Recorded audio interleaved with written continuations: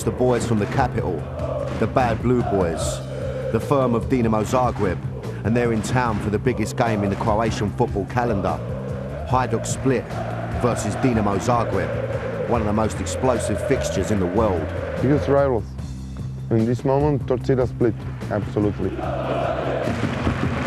An army of 2,000 Bad Blue Boys are heading to Split, and one of them is this man, Bogdan Urukalo. We don't like them. We really don't like them. We can make some troubles in Split.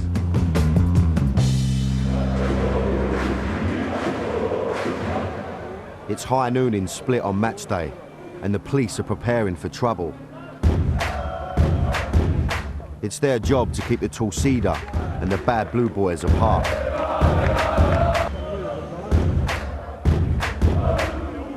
But the two firms have other ideas.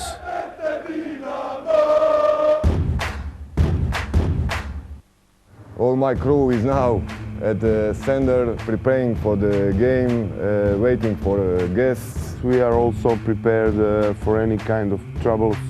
The boys looking for the guys from Zagreb. We are not afraid of that kind of conflict. Is it going to go off like it did at the Cup final in 2000? One of the worst incidents in the history of European football. The Bad Blue Boys provoked the Torcida by throwing flares at normal Hajduk fans. We burned 10-15 flares. We threw it on the ordinary people because we cannot reach the flare till Torcida. It's impossible, 200 meters, 150 meters. And then whole stadium became crazy, na na na. They were shouting and singing, "We will kill you, we will kill you." Enraged, the Torcida went berserk and rushed round to the Dinamo end to try and break down the fence and get at the Bad Blue Boys. Chaos ensued as the police fired tear gas at the attacking fans, and the showpiece game of the Croatian season was abandoned. It was shocking even by Croatian standards, as more than 100 people were injured and 98 arrested. It was a good incident. I was satisfied. Back at the latest derby of Croatia, and there's still 2 hours till kickoff, and the tension's rising.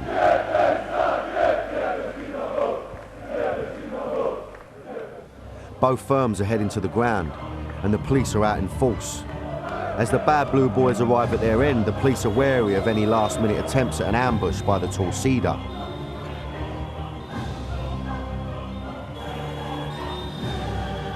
Inside the ground, the crowd were coming to the boil.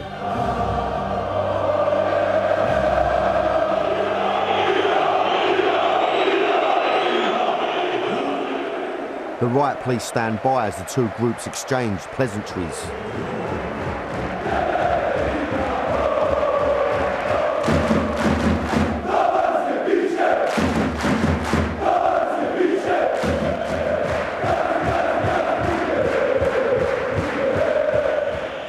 Throughout the game, various missiles are thrown towards the pitch.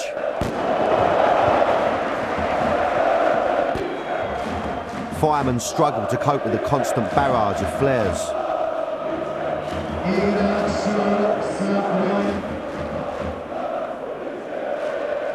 And when a fire is started in the Dinamo end and the police intervene, the lads from Zagreb dedicate a song to the other boys in blue.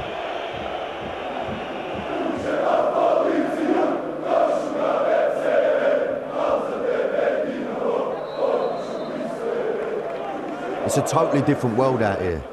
You just can't imagine this being allowed to happen at a game in England. For this kind of behaviour, they'd have all been pinched and banned.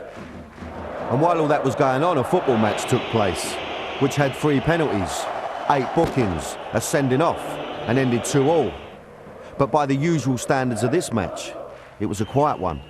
Not much trouble.